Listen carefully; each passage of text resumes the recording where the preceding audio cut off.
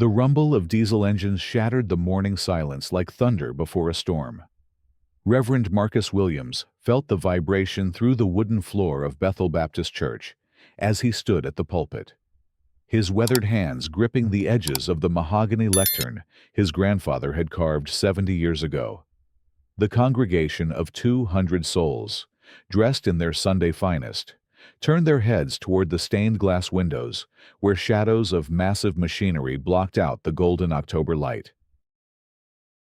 "Brothers and sisters," Marcus said, his deep voice carrying the weight of 40 years in ministry, "let us not be distracted by the noise of the world when we gather to worship the Lord." But the rumbling grew louder, more insistent. Mrs. Dorothy Henderson, 93 years old and sharp as a tack, rose from her seat in the front pew.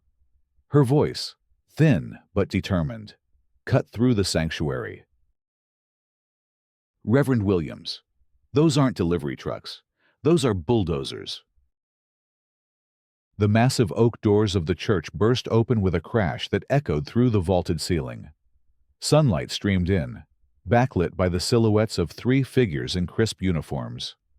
The lead figure, a woman in her 50s, with perfectly styled blonde hair and a badge that read HOA Enforcement, strode down the center aisle with the confidence of someone who had never been told no. "This is Karen Mitchell, Pine Valley HOA Enforcement Division," she announced, her voice sharp enough to cut glass. "This building is in violation of community zoning ordinances. You have 10 minutes to evacuate before demolition begins." The congregation erupted. Voices rose in protest, children began to cry, and the elderly members clutched their purses and hymnals with trembling hands.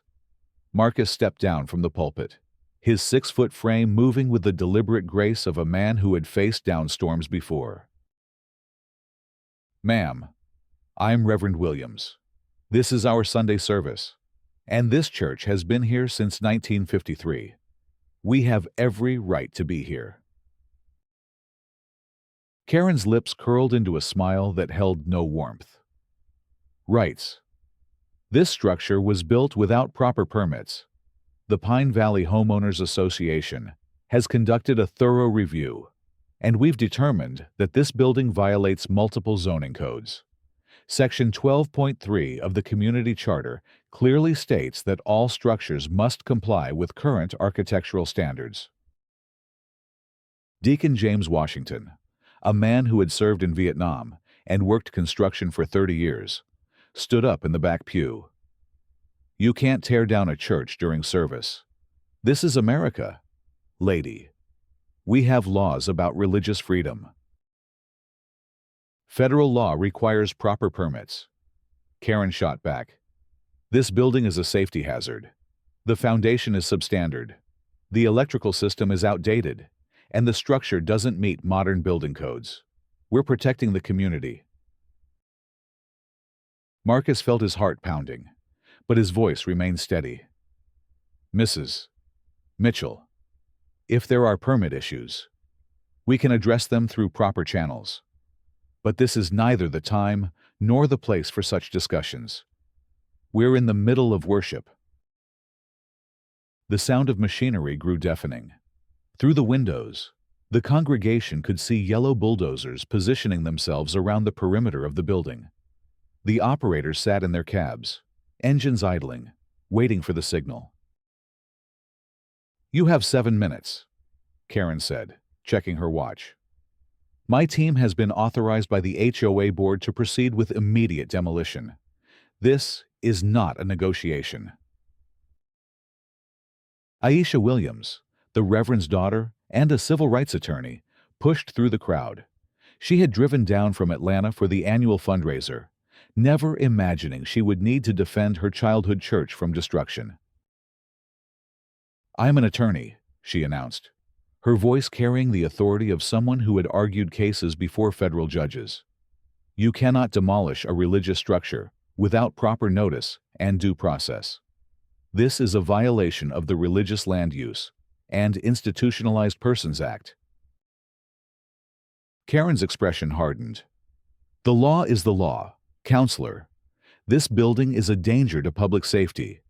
The HOA has full authority to remove hazardous structures.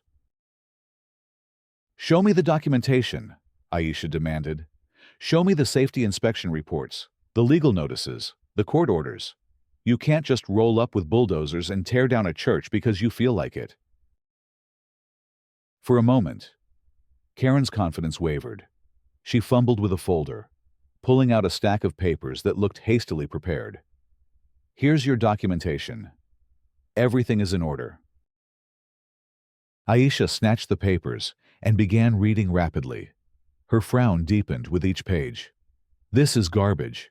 These inspection reports are dated last week, and they're full of vague allegations, structural concerns, and code violations without specific details. This wouldn't hold up in traffic court, let alone federal court. The bulldozers revved their engines. The congregation pressed closer together, instinctively forming a protective circle around their sanctuary. Children clung to their parents, and the elderly members whispered prayers under their breath. You have 3 minutes, Karen announced, her voice rising above the mechanical noise. I won't be responsible for anyone who gets hurt when demolition begins. Marcus raised his hands, and the congregation fell silent. His voice, when he spoke, carried the power of generations of faith and struggle. If you're determined to tear down this building, you'll have to go through us. This church has stood through segregation, through the civil rights movement, through decades of struggle and triumph. Our grandparents built this place with their own hands when the banks wouldn't give them loans and the city wouldn't issue permits. We baptized our children here, married our couples here, mourned our dead here. This is sacred ground. The congregation murmured, Amen, and their voices grew stronger with each repetition. Mrs. Henderson stepped forward, her walker scraping against the wooden floor. I was baptized in this church in 1945, she said, her voice surprisingly strong. My husband and I were married here in 1952. We buried our son here when he came back from Korea. You want to tear down this church? You'll have to bury me first. One by one, the congregation began to link arms. The teenagers, the young families, the middle-aged professionals who had driven in from the suburbs for the fundraiser, the elderly members who had never missed a Sunday service in 50 years. They formed a human chain that stretched from the altar to the doors. Karen's face flushed red. This is obstruction of a legal proceeding. I'm calling for backup. She spoke into a radio, and within minutes, 3 police cars arrived, sirens wailing. The officers who emerged looked uncomfortable, their faces grim as they surveyed the scene. The lead officer, a young black man who couldn't have been more than 25, approached Marcus. Reverend Williams, I'm Officer Thompson. I need to ask you and your congregation to clear the building. There's a legal order for demolition. Marcus studied the young man's face and saw conflict there. Son, what's your name? Michael Thompson, sir. Michael, did you grow up around here? Yes, sir. My grandmother lives on Cedar Street. Then you know what this church means to this community. You know that tearing it down is wrong. Officer Thompson's jaw tightened. Sir, I have my orders. And I have mine, Marcus replied gently, from a higher authority. The standoff continued for another hour. The bulldozers sat idling, belching diesel smoke into the crisp autumn air. The congregation remained linked arm in arm, singing hymns that echoed through the neighborhood. Word had spread, and cars began arriving from across the city. Members of other churches, civil rights activists, community leaders, and concerned citizens joined the human chain that now stretched around the entire building. Then the news vans arrived, Channel 7's investigative reporter, Maria Santos, had covered civil rights issues for 15 years. She recognized the story immediately, and her crew began setting up equipment while she interviewed congregants and community members. This is Maria Santos reporting from Pine Valley, where a historic African-American church is facing demolition during Sunday worship services. The Pine Valley HOA claims the building violates zoning codes, but community leaders are calling this an act of religious persecution. Karen Mitchell retreated to her car, speaking urgently into her phone. Through the window, observers could see her gesturing angrily, her face red with frustration.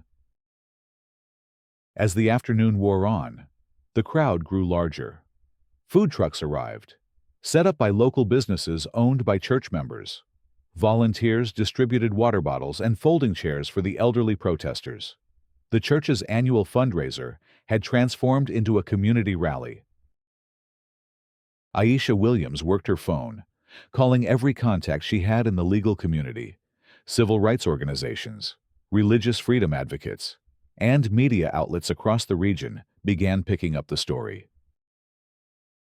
"This is bigger than zoning violations," she told a reporter from the Atlanta Journal-Constitution. "This is about a systematic effort to erase African American presence from gentrifying neighborhoods." The Pine Valley HOA has been trying to force out longtime residents for years. By evening, the bulldozers had been forced to retreat. The crowd had grown too large, and the media attention had made the situation politically untenable. Karen Mitchell and her enforcement team disappeared, leaving behind only the lingering smell of diesel fuel and the echo of their threats. But the victory felt hollow. Everyone knew this was just the beginning of a longer battle. The next morning, Aisha Williams drove to the Pine Valley HOA office, a gleaming glass building that looked like it belonged in a corporate park rather than a residential neighborhood. The receptionist, a young woman with practiced politeness, directed her to the third floor. "I'm here to speak with the board of directors about yesterday's incident," Aisha announced to the secretary. "I'm sorry, but the board is in executive session.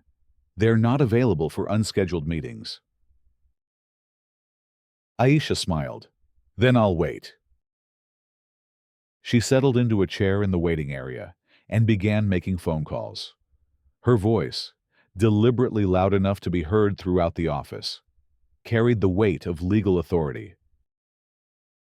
"Yes, I need to file a federal civil rights complaint against the Pine Valley HOA, religious persecution, violations of due process, and potential hate crimes.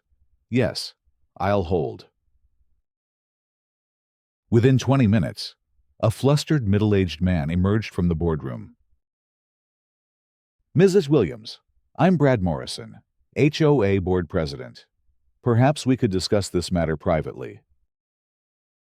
Morrison's office was a shrine to suburban success.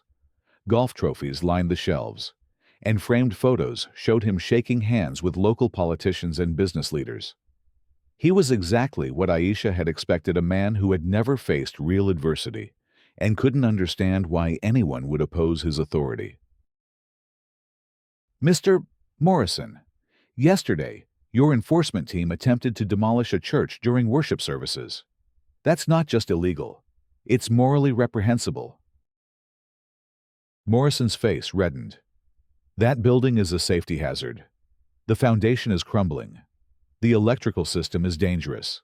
And the structure doesn't meet current building codes. We're protecting the community." From what a congregation of families worshiping on Sunday morning.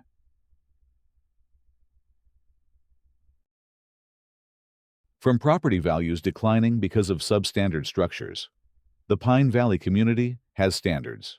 Ms. Williams, we maintain those standards for everyone's benefit.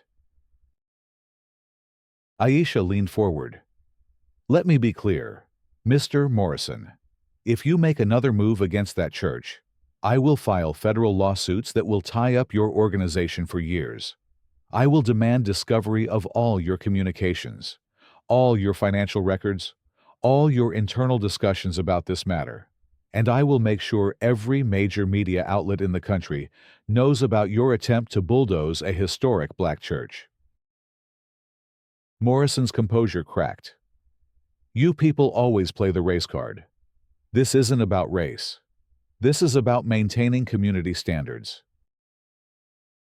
You people? Aisha's voice became dangerously quiet.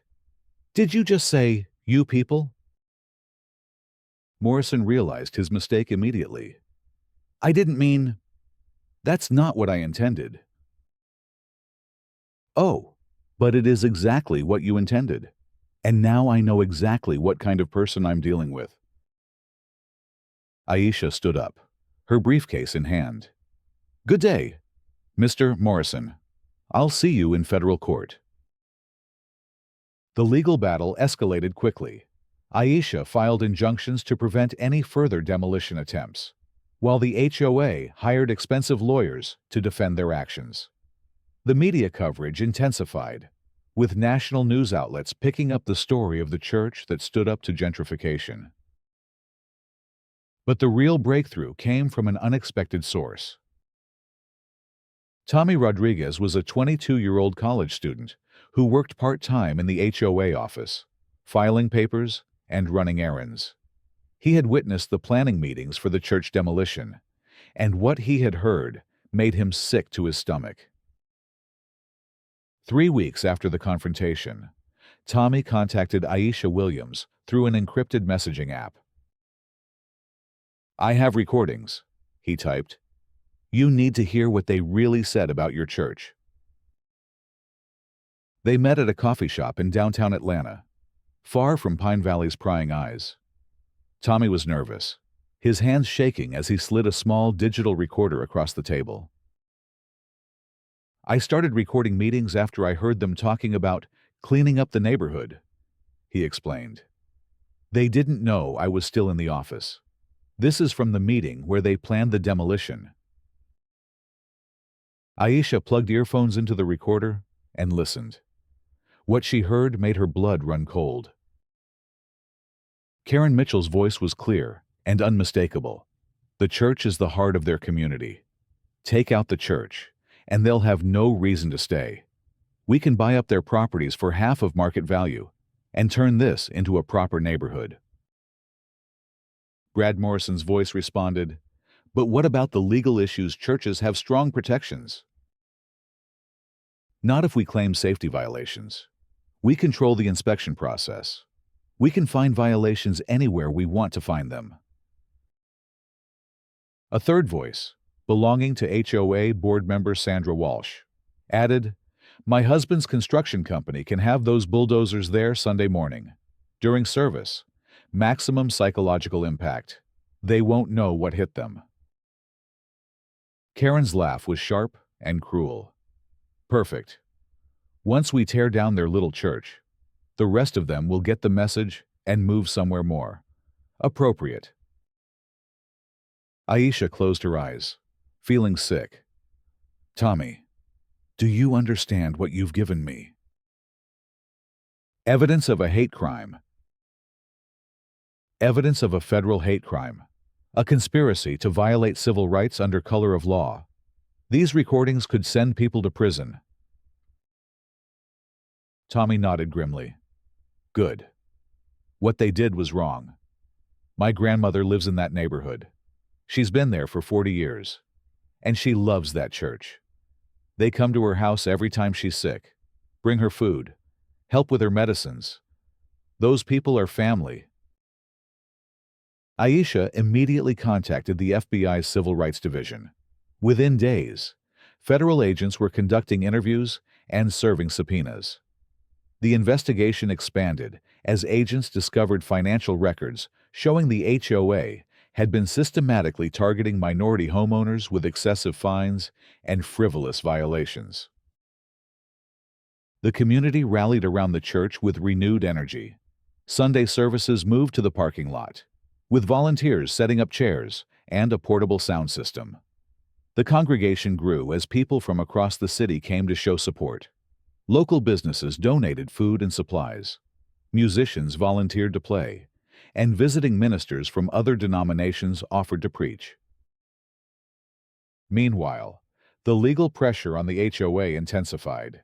Aisha's federal lawsuit was joined by the Department of Justice, which filed its own civil rights complaint. The state attorney general announced an investigation into the HOA's practices. Local prosecutors began examining whether criminal charges were warranted. Brad Morrison tried to distance himself from the scandal, claiming he had been misled by subordinates. But the recordings Tommy had provided painted a clear picture of conspiracy at the highest levels of the HOA leadership. Karen Mitchell hired a criminal defense attorney and stopped talking to the media. Her enforcement team was disbanded, and the HOA's insurance company began settlement negotiations to avoid a catastrophic jury verdict. The breaking point came at a community meeting 6 weeks after the attempted demolition. The HOA had called the meeting to address recent misunderstandings, but what they got was a reckoning. The community center was packed beyond capacity. Residents who had never attended HOA meetings before stood in the aisles and spilled out into the parking lot. Many wore shirts that read, "Sacred Ground," or "Save Our Church." Brad Morrison attempted to control the meeting, but his voice was drowned out by angry voices demanding answers. Mrs. Henderson, despite her 93 years, stood up and commanded the room with a voice that carried the weight of decades of struggle. "You tried to tear down our church while we were praying. You tried to scatter our congregation like we were criminals. You targeted our community because you thought we were weak, because you thought we would run away. But you forgot something important. We've been fighting for our place in this community for 70 years, and we're not going anywhere." The crowd erupted in applause. Morrison tried to restore order, but it was too late. The community had found its voice. Young professionals who had moved to Pine Valley for the good schools stood up to demand the HOA board's resignation. Longtime residents shared stories of harassment and discrimination. Parents spoke about wanting their children to grow up in a diverse, inclusive community. The coup de grace came when Tommy Rodriguez stood up and identified himself as the whistleblower who had provided the recordings to federal investigators. "I worked in the HOA office for 2 years," he said, his voice steady despite his nervousness. "I heard the planning meetings. I heard them laugh about destroying the church. I heard them plan to drive out families who had lived here for generations. I couldn't stay silent." The crowd fell silent, then erupted in a standing ovation that lasted 5 minutes. Morrison and the other board members sat in stunned silence, their faces pale with the realization that their conspiracy had been exposed. Within a week, the entire HOA board had resigned. Federal prosecutors announced criminal charges against Karen Mitchell, Brad Morrison, and Sandra Walsh for conspiracy to violate civil rights. The HOA's insurance company agreed to pay for the complete reconstruction of Bethel Baptist Church, along with significant damages to the congregation. But the real victory came from the community itself. The attempted demolition had awakened a spirit of unity that had been dormant for years. Neighbors who had never spoken began organizing block parties. The local elementary school started a program to teach children about the neighborhood's history. A community garden was established on vacant land behind the church. The reconstruction of Bethel Baptist Church took 8 months. The new building incorporated the architectural elements of the original structure while meeting modern safety codes. The mahogany lectern that Reverend Williams's grandfather had carved was restored and placed in the center of the new sanctuary. On the Sunday of the rededication service, the sanctuary was packed with members of the original congregation, new residents who had been inspired by the community's fight, and visitors from across the region who had followed the story. The service was broadcast live on local television and streamed online. Reverend Williams stood at the restored lectern, his weathered hands gripping the edges, just as they had on that October morning when the bulldozers came. But now his voice carried not just the weight of 40 years in ministry, but the triumph of a community that had faced down hatred and emerged stronger. "My friends," he began, his voice carrying to every corner of the sanctuary, "we gather today not just to dedicate a building, but to celebrate the power of faith, community, and justice. 8 months ago, forces of hatred tried to tear down our church. They thought they could scatter our congregation and silence our voices. But they learned something important about the people of this community. We don't back down from a fight when we know we're right." The congregation responded with, "Amen," and the sound filled the building like a wave of hope. This church has been torn down and rebuilt, but our faith was never broken. Our community was threatened, but our bonds were never severed. Our voices were challenged, but our message was never silenced. In the front pew, Mrs. Henderson sat in her wheelchair, her eyes bright with tears of joy. Beside her, Tommy Rodriguez sat with his grandmother, both of them smiling as they listened to the Reverend's words. Aisha Williams stood in the back, her briefcase replaced by a hymn book. Her legal battles concluded, but her commitment to justice stronger than ever. She had returned to Atlanta, but she made the drive to Pine Valley every Sunday, bringing her own children to learn about their heritage and the power of standing up for what's right. The service continued with hymns that had been sung in this place for generations, their melodies carrying through the windows and into the neighborhood beyond. The voices of the congregation, young and old, black and white, longtime residents and newcomers, blended together in harmony that spoke of healing and hope. As the service concluded, the congregation didn't immediately disperse. They lingered in the pews, talking and laughing, reluctant to leave this place that had become a symbol of their collective strength. Children ran between the aisles, their laughter echoing off the walls. Teenagers planned youth group activities. Adults discussed community projects and neighborhood improvements. Outside, the autumn sun painted the landscape in shades of gold and amber. The neighborhood looked much as it had before the confrontation, but something fundamental had changed. The sense of community that had been awakened by the threat to their church had transformed Pine Valley into something stronger and more inclusive. The new HOA board, elected by the community in a landslide, had implemented new policies focused on inclusion and community building rather than exclusion and control. Property values had actually increased as people sought to live in a neighborhood known for its strong sense of community and social justice.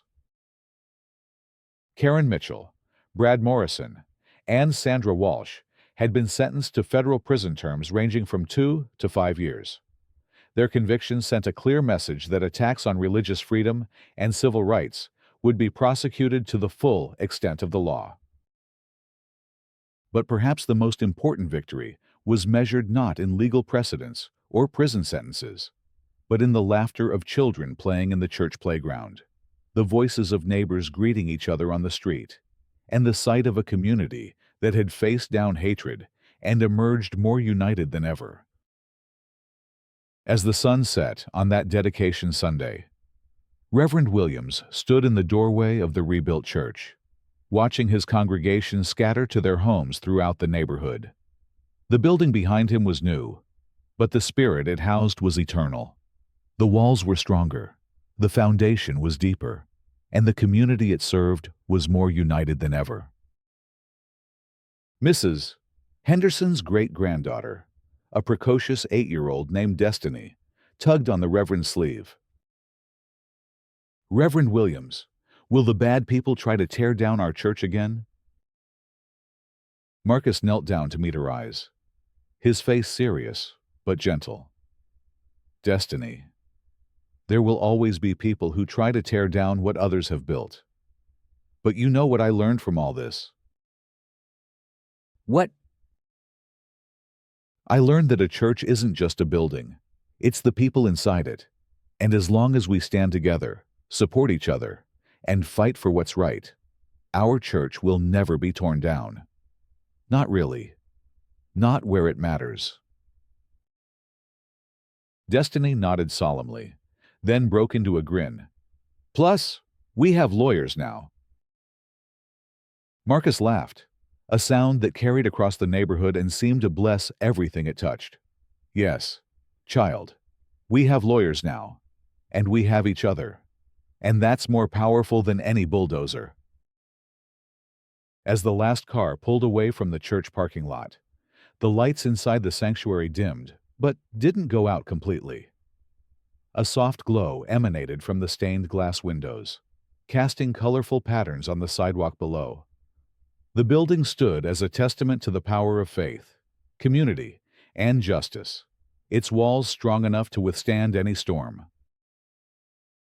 The story of Bethel Baptist Church had become legend, told and retold in civil rights organizations, law schools, and community centers across the country. It was a story of how ordinary people, faced with extraordinary circumstances, found the courage to stand up for what was right. It was a story of how a community came together to defend not just a building, but the values and principles that building represented. And in Pine Valley, on quiet Sunday mornings, when the church bells rang out across the neighborhood, children who had been born after the confrontation would ask their parents about the day the bulldozers came, and the community said no. They would learn about Tommy Rodriguez, who risked his job to do what was right. They would learn about Aisha Williams, who used her legal skills to fight for justice. They would learn about Mrs. Henderson, who faced down hatred with dignity and grace. Most importantly, they would learn that ordinary people, when they stand together, can accomplish extraordinary things. They would learn that buildings can be torn down, but communities built on love, faith, and mutual respect are indestructible.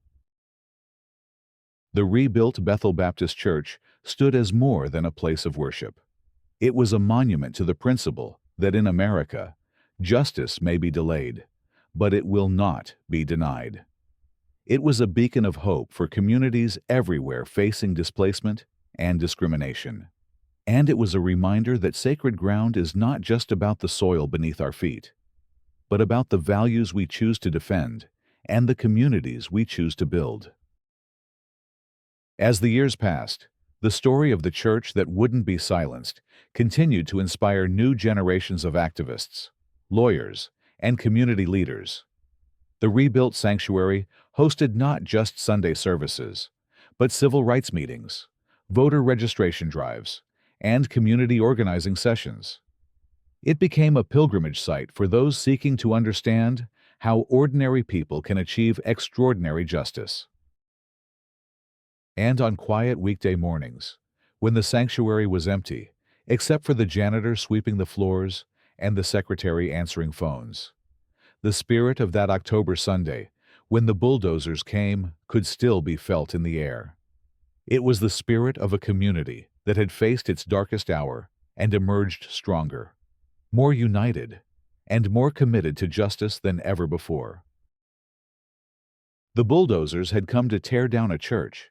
Instead, they had built a movement. They had tried to silence a congregation. Instead, they had amplified a voice for justice that would echo through the generations. They had attempted to destroy a community. Instead, they had forged bonds of unity that would last forever. In the end, the forces of hatred had accomplished exactly the opposite of what they intended. They had not weakened the community. They had made it stronger.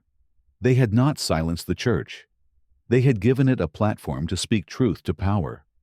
They had not torn down sacred ground. They had consecrated it for all time. And so the story ended, not with destruction, but with resurrection, not with defeat, but with victory, not with division, but with unity. The church that had been threatened with demolition had been reborn as a symbol of hope, and the community that had been targeted for destruction had emerged as a model for justice. Sacred ground indeed.